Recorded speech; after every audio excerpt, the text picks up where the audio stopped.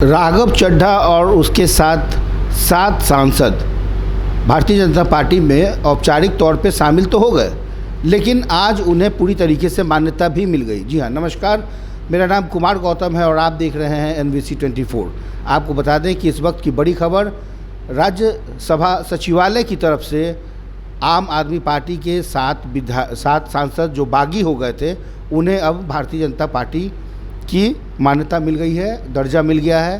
अब वो भारतीय जनता पार्टी में शामिल हो गए हैं और पूरी तरीके से अब वो राज्यसभा में भारतीय जनता पार्टी के सांसद के रूप में भी जाने जाएंगे। पूरी खबर आपको बता दें कि कुछ दिनों पहले आम आदमी पार्टी के राघव चड्ढा और राघव चड्ढा के साथ साथ उनके जो सहयोगी 7 सांसद थे, वो अपनी पार्टी के खिलाफ बगावत करते हुए उन्होंने भारतीय जनता पार्टी का दामन थामा था। लेकिन सबसे बड़ा सवाल ये था कि भारतीय जनता पार्टी में शामिल होने के साथ ही क्या इन सभी 7 बागी सांसदों की मान्यता खत्म हो जाएगी?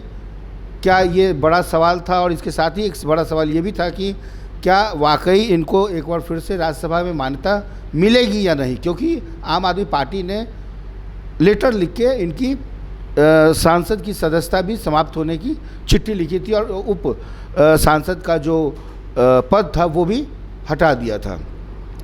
ऐसे में राज्यसभा सचिवालय ने निर्णय लिया, बड़ा फैसला लिया और एक अहम बैठक के साथ ही यह तय हो गया कि आम आदमी पार्टी के 7 सांसद, राज्यसभा सांसद जो कि उच्च सदन के सांसद माने जाते हैं, और उन्हें भारतीय जनता पार्टी में बतौर सांसद के रूप में जाना जाएगा। और राघव चड्ढा के इस निर्णय के साथ ही सभी 7 सांसदों की सदस्यता भी बरकरार रहेगी। कुल मिलाकर देश में लोगों को ये लग रहा था कि क्या वाकई उच्च सदन में ऐसा हो सकता है, लेकिन जी हाँ, राज्यसभा सचिवालय की तरफ से जैसे ही यह ऑर्डर हो गया, अब यह तय माना जाएगा कि अब ये भारतीय जनता पार्टी के सांसद होंगे। तस्वीरें भी देखिए, राज्यसभा की जो तस्वीर थी वो अब बदल जाएगी, क्योंकि उसमें आम आदमी पार्टी के महज 3 सांसद रह जाएंगे, जो एक दिल्ली से आते हैं, 2 दिल्ली से आते हैं, 1 पंजाब से आते हैं। और भारतीय जनता पार्टी के जो सांसद हैं उनकी संख्या, उनका जो आंकड़ा है वो बढ़ जाएगा और अब कोई विधेयक या कोई बिल पास करने में इन 7 सांसदों की जो भूमिका होगी वो बेहद महत्वपूर्ण मानी जाएगी।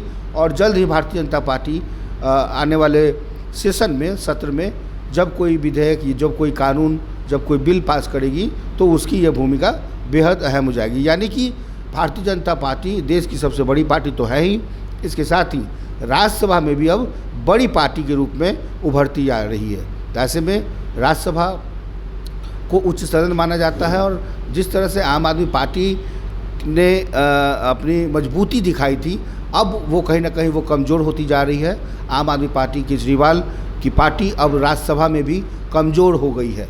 कुल मिलाकर कहें तो राजनीतिक रूप से भारतीय जनता पार्टी की तरफ से एक अच्छी खबर है कि 7 सांसदों की जो मान्यता है वो भारतीय जनता पार्टी की तरफ से पहले से ही मिली हुई थी और अब सांसद के तौर पे राज्यसभा सचिवालय ने भी अब उनकी मान्यता बहाल कर दी है। कुल मिलाकर राघव चड्ढा जो एक बड़े फेस थे, हमेशा से वो जनहित में हित की समस्याओं को अक्सर राज्यसभा के प्लेटफॉर्म पे रखते थे, अपनी बातों को वो रखते थे और कहीं भी ये एक राजनीतिक दृष्टिकोण से ऊपर उठकर हमेशा से ये आम आदमी की बात करते थे। और यही कारण है कि हाल के दिनों में राघव चड्ढा न सिर्फ एक आम आदमी पार्टी के कार्यकर्ता, नेता और सांसद के रूप में, बल्कि देश के एक ऐसे नेता के रूप में जाने लगे जो आम आदमी की समस्याओं को उठाता है। देखना होगा कि अब भारतीय जनता पार्टी के सांसद के तौर पर अब ये कितने सवाल उठाते हैं।